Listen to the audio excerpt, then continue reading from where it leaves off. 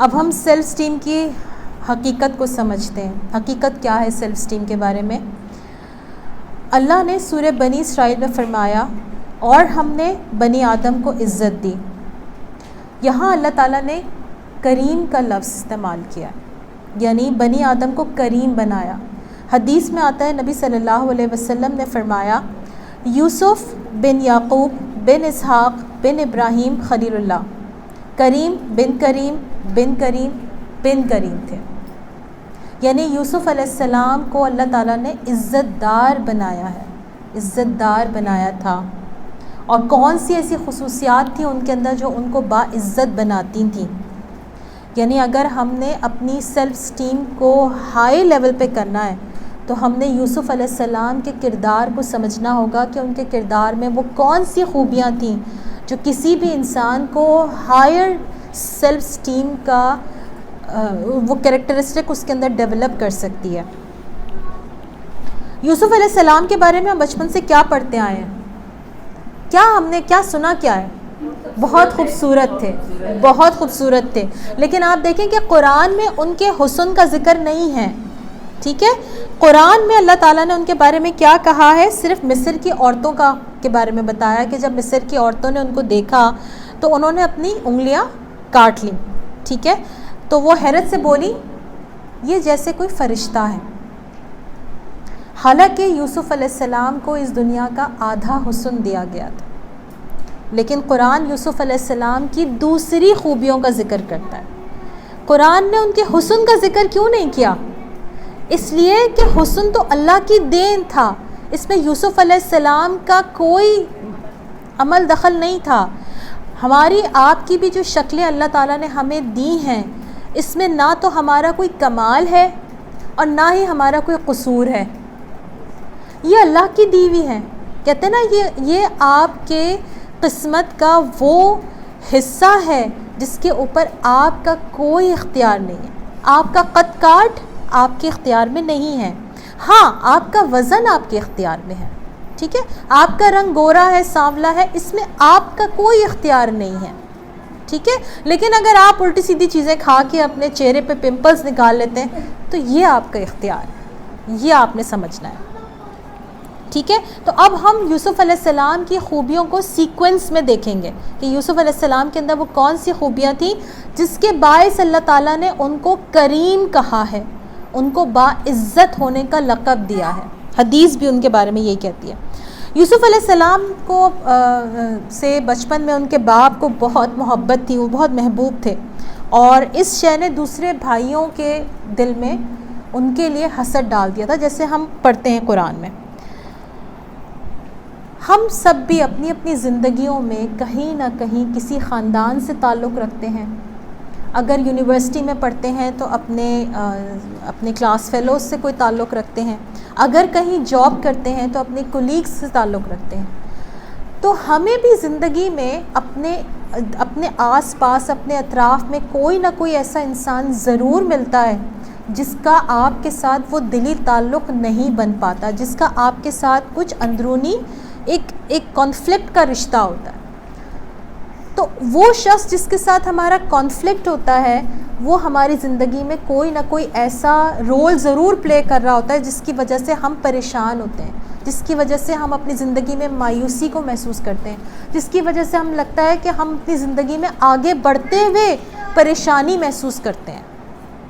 ٹھیک ہے، تو جہاں پر لوگ آپ سے جیلس ہوتے ہوں، جہاں پر لوگ آپ کے لیے پریشانیاں کریٹ کرتے ہوں، تو وہاں پر ان کے سامنے خود کو پروف کرنے کے بجائے آپ اگر اپنی کوالٹیز پر کام کریں گے جو اللہ سبحانہ و تعالیٰ نے آپ کو دی ہیں، اور بجائے اس کے کہ آپ ان کے سامنے خود کو اچھا پروف کرنے کی کوشش میں آپ اپنا ٹائم ویسٹ کریں، آپ اپنی انرجی ویسٹ کریں، آپ اس چیز پر اپنی انرجی لگائیں، وہ چیز جو آپ کو آپ کی سیلف اسٹیم کو ہائیسٹ لیول پہ لے کے جا سکتی ہے، جو آپ کے اندر وہ بہترین کریکٹرسٹکس پیدا کر سکتی ہے جو آپ کو دنیا میں بھی باعزت بنائے اور آخرت میں بھی باعزت بنائے.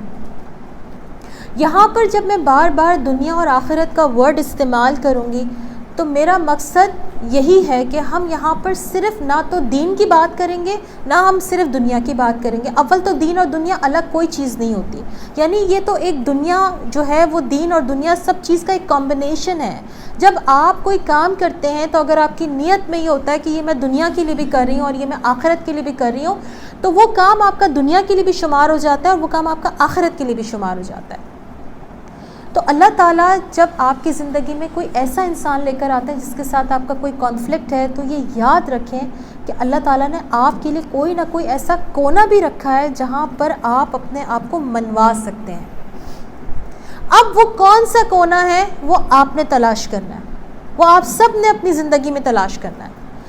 یہ میری لائف کا حصہ ہے، یہاں سے میں پریشان ہوں. اور ہم سب اپنی اپنی زندگیوں میں کہیں نہ کہیں کسی پوائنٹ پہ ہم اپنے آپ کو ٹنگا ہوا محسوس کرتے ہیں کہ یار میں یہاں اٹکی ہوں، میں یہاں سے آگے نہیں بڑھ پا رہی ہوں، کیونکہ یہاں پہ میرا دل دماغ ساری انرجی یہاں پر اٹک گئی ہے، کیونکہ میں یہاں سے پریشان ہوں. اصل میں بات یہ ہے کہ میں اس پوائنٹ سے پریشان ہوں. اس پوائنٹ سے آپ جب نظر ہٹا کے اپنے آس پاس دیکھنا شروع کرتے ہیں تو آپ کو یہ پتہ چلتا ہے کہ اس کے علاوہ اور بھی آپ کی زندگی میں اتنی چیزیں ہیں جس کو اللہ تعالیٰ نے آپ کے لیے باعزت بننے کا ذریعہ بنا سکتا ہے. لیکن وہ آپ کو تب دکھتی ہیں جب آپ اس ایک پوائنٹ سے اپنی نگاہ ہٹا کے آس پاس دیکھنا شروع کرتے ہیں. میری بات کو غور سے سمجھیں. جب آپ اس ایک پوائنٹ سے نظریں ہٹاتے ہیں، ہمارا مسئلہ یہ ہے کہ ہماری تو نگاہ اس پوائنٹ سے ہی نہیں ہٹتی.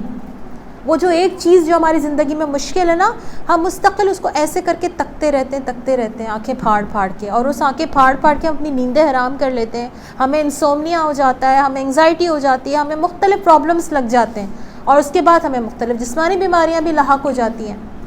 تو اس سے پہلے ہم اپنی ان باقی ایریاز پہ کیوں نہ دیکھنا شروع کریں کہ میں کہاں پہ اپنے آپ کو انتہائی مضبوط انسان کے طور پر پروف کر سکتی ہوں. اور پروف آپ نے کسی اور کو نہیں کرنا، دنیا کو نہیں کرنا، آپ نے خود کو خود پروف کرنا ہے کہ آئی ایم سم تھنگ، میں کچھ ہوں.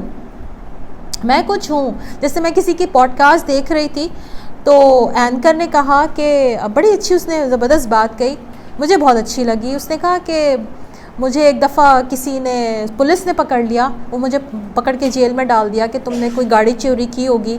اور وہ کہنے لگا کہ میں اس زمانے میں یہ سوچتا تھا کہ میں وہ بڑا آدمی بن کے دکھاؤں گا، اور جب وہ مجھے پکڑ کے لے کے گئے تو میں دل میں ہنس رہا تھا ان کے اوپر، ان پولیس والوں پہ، ان کو پتہ ہی نہیں ہے کہ میں کون ہوں. یعنی اس کی سیلف اسٹیم اتنی ہائی تھی کہ وہ اپنے آپ کو پہلے سے کسی جگہ پہ دیکھتا تھا. تو خود کو کسی جگہ پہ دیکھنا بہت ضروری ہے. آپ اپنے بارے میں نے سب سے پہلا سوال کیا کیا تھا، آپ کی اپنے بارے میں کیا رائے ہے، آپ اپنے بارے میں کیا سوچتے ہیں؟ آیا میں کامیاب انسان ہوں، آیا میں ایک ناکام انسان ہوں؟ What are you thinking about yourself is the most important thing. وہ چیز امپورٹنٹ نہیں ہے کہ لوگ آپ کے بارے میں کیا خیال رکھتے ہیں اور کیا رائے رکھتے ہیں، لیکن جب آپ سوچتے ہیں کہ میں اپنے بارے میں کیا سوچتا ہوں، میں، اور اس کا مطلب یہ نہیں ہے کہ میں کوئی غرور کر رہا ہوں یا کر رہی ہوں، نہیں، یہ غرور نہیں ہے، بلکہ یہ چیز تو اللہ تعالیٰ کو بہت پسند ہے کہ آپ اپنے بارے میں سوچیں کہ آپ اپنے بارے میں کیا سوچتے ہیں. کیونکہ وہ رب، اس نے مجھے اور آپ کو بہت امپورٹنٹ بنایا ہے، اس نے ہمیں بہت مضبوط انسان کی طرح وہ ہمیں دیکھنا چاہتا ہے. لیکن ہم اس ایک پوائنٹ کو، وہ جو اٹکا ہوا ہے نا، ہم اس کو دیکھ کے اپنی انرجی وہاں پہ ویسٹ کر دیتے ہیں اور اپنے آپ کو ویسٹ کر دیتے ہیں اینڈ آف دا ڈے.